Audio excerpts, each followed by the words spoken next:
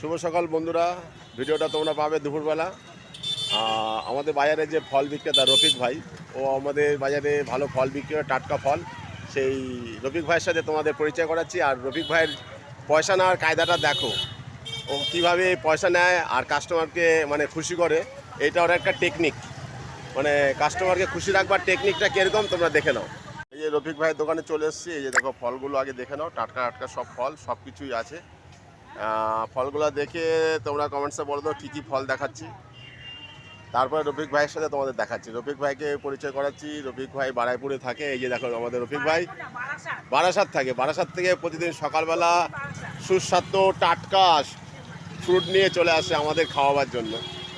তা রফিক ভাই একটা কায়দা আছে, মালটা মানে ফলগুলো বিক্রি করার পরে কাস্টমারের থেকে পয়সা নেওয়ার ওর সিস্টেমটা খুব ভালো। তাতে কাস্টমার খুশি হয়ে রফিক ভাইয়ের কাছে পরের দিন আবার সবজি নিতে চলে আসে। একটু পয়সা বেশি নেয়, আবার 2-5 টাকা কমও নেয়।